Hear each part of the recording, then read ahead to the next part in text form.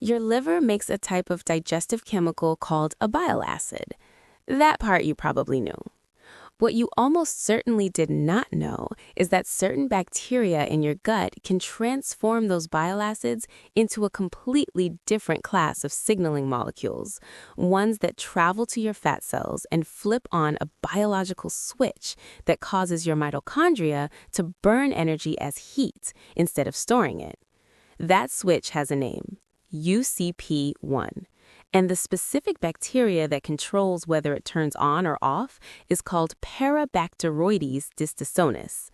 After the age of 40, research shows this bacteria tends to decline. And here is the part that makes this especially relevant to you.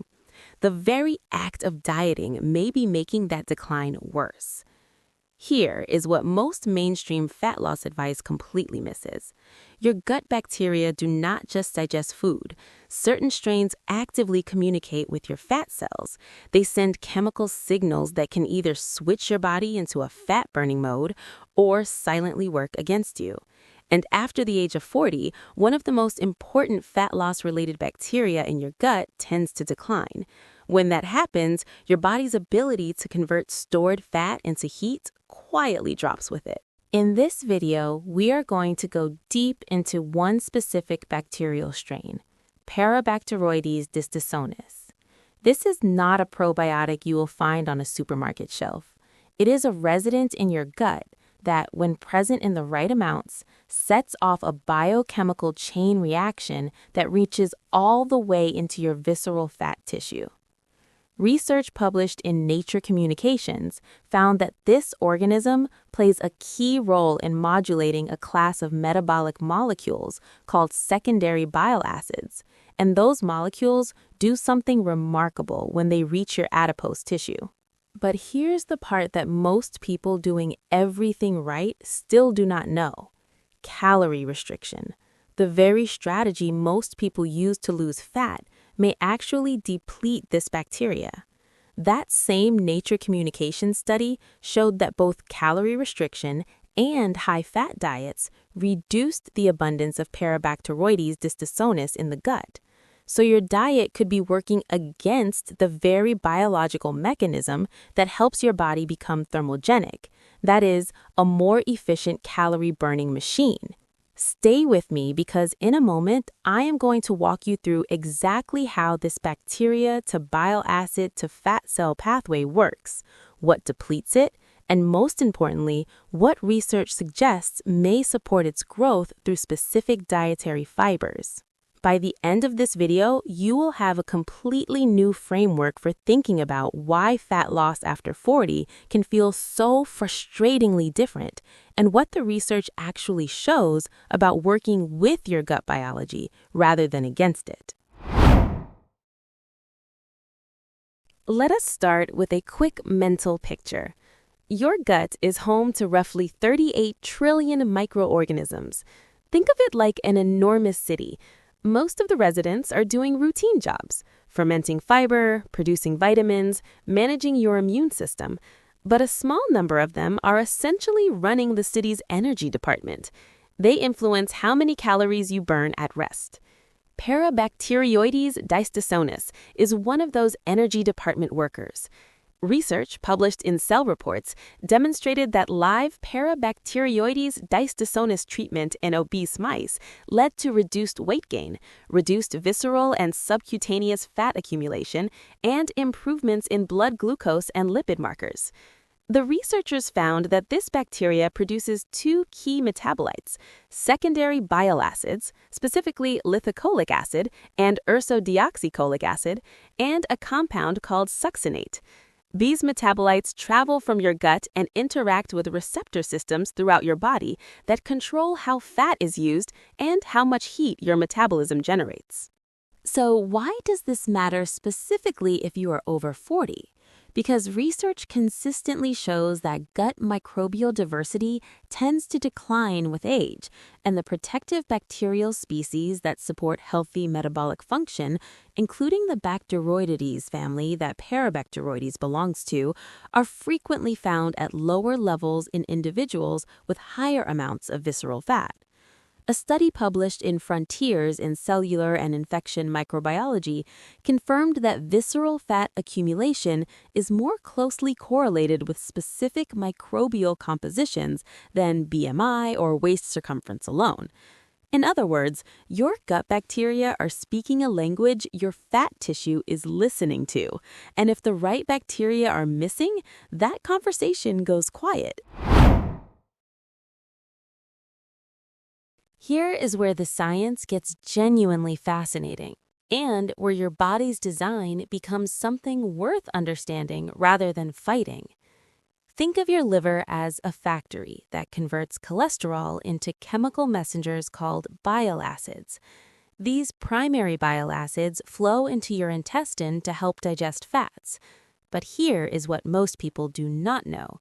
Once those bile acids reach the lower part of your gut, certain bacteria, including Parabacteroides distasonis, transform them into a completely different class of molecules called secondary bile acids. These secondary bile acids are not just digestive tools, they are signaling molecules. And two of the most important ones, lithocholic acid and ursodeoxycholic acid, are ligands for a receptor on your fat cells called TGR5.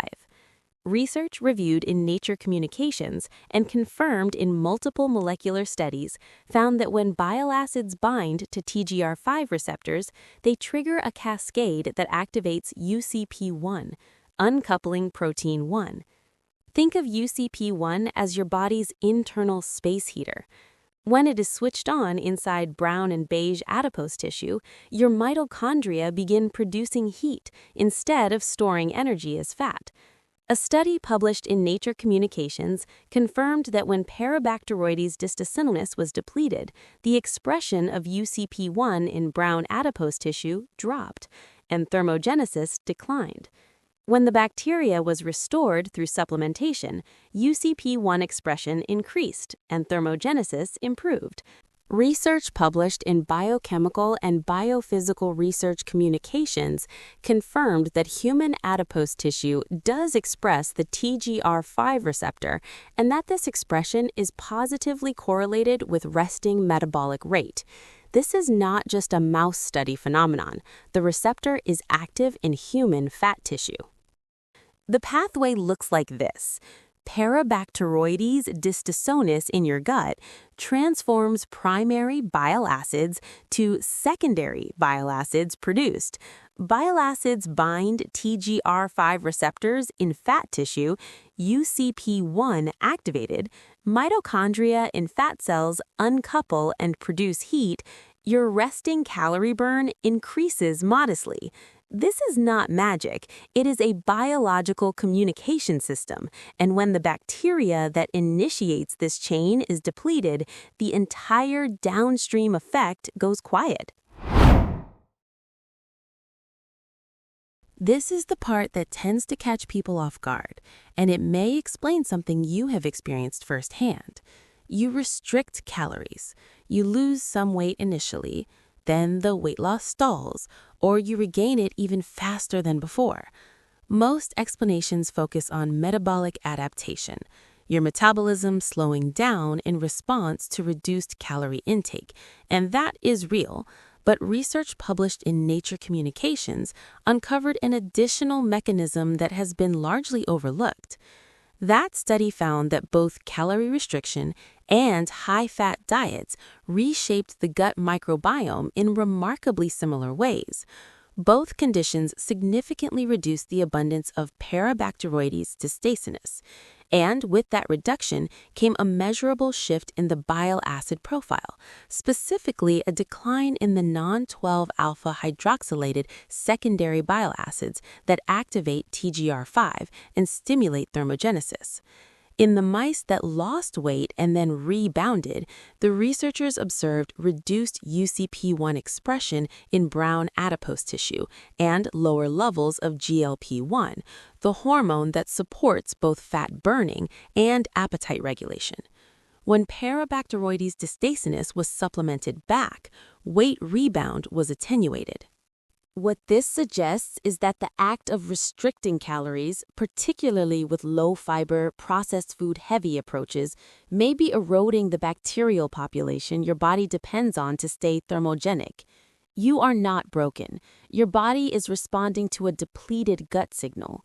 The good news is that the research suggests this is addressable through diet, specifically through the type of dietary fiber you consume. If you want to support the growth of Parabacteroides distasonis in your gut, the evidence points clearly towards soluble dietary fiber, specifically certain types. A human clinical trial published in Frontiers in Microbiology involving 50 healthy women found that supplementation with a soluble fiber called resistant dextrin dramatically increased the relative abundance of Parabacteroides distasonis in the gut microbiome over 6 weeks. At baseline, the bacteria accounted for roughly 1% of the gut microbiota. After 6 weeks of fiber supplementation, it became the single most dominant species, rising to over 7% in responsive individuals. A separate body of research, including studies in Nature Microbiology, found that inulin, a soluble fiber found in foods like chicory root, garlic, onions, leeks, asparagus, and Jerusalem artichokes, selectively enriches Parabacteroides distasonis. The bacteria uses inulin as a carbon source, fermenting it to produce beneficial metabolites, including the secondary bile acids we discussed. Research published in Nature Communications also confirmed that beta-glucan, found in oats and barley, may also support Parabacteroides levels. For your practical takeaway, if you are over 40 and trying to support the gut-to-fat cell signaling pathway we discussed, research suggests that including a consistent daily intake of inulin-rich prebiotic foods or a soluble fiber supplement like resistant dextrin or inulin may help support the bacterial species that drives this pathway. This is not a replacement for an overall calorie-aware eating pattern. The fundamentals of energy balance still apply. But research suggests that the composition of your gut microbiome can meaningfully influence how thermogenically active your body is, and dietary fiber is one of the most direct tools available to support that composition. One important caveat: most of the strongest mechanistic evidence comes from animal models. The human studies on fiber and Parabacteroides abundance are promising, but direct human trials specifically connecting increased Parabacteroides distasonis to measurable fat loss via TGR5 activation are still emerging. What the evidence does establish clearly is the mechanism. This pathway is biologically real and active in human tissue, and that dietary fiber modifies the bacterial populations involved. Individual responses will vary significantly based on your existing microbiome composition, diet quality, and metabolic health status. Let us bring this together. Your gut bacteria are not passive passengers. Certain strains, including Parabacteroides distasonis, actively participate in your body's metabolic function by transforming bile acids into signaling molecules that communicate directly with your fat cells. When these signals are working, your adipose tissue's thermogenic capacity, its ability to burn calories as heat, is better supported. When the bacteria is depleted, that signal goes quiet. And based on the research, the habits most commonly associated with fat gain, processed diets, calorie restriction without adequate fiber, may be the exact conditions that deplete this bacteria. You are not broken. Your metabolism is not broken. Your body is responding to a gut ecosystem that may have lost some of its most metabolically valuable residents. And research suggests that restoring those residents through consistent daily prebiotic fiber intake from foods like garlic, onions, leeks, asparagus, and chicory root, or through soluble fiber supplementation, may support the biological signaling your body needs to become more thermogenically active over time. This is one piece of a larger picture.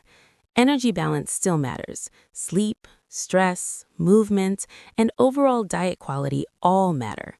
But understanding the gut bile acid fat cell axis gives you a level of insight that goes far beyond calories in, calories out. If this changed how you think about fat loss and your gut, hit the like button. Drop a comment below telling me which prebiotic food you are going to add to your diet first. And if you know someone over 40 who is frustrated with stalled fat loss, share this with them. This science rarely reaches the people who need it most. Subscribe for more evidence-based metabolic health content without the hype.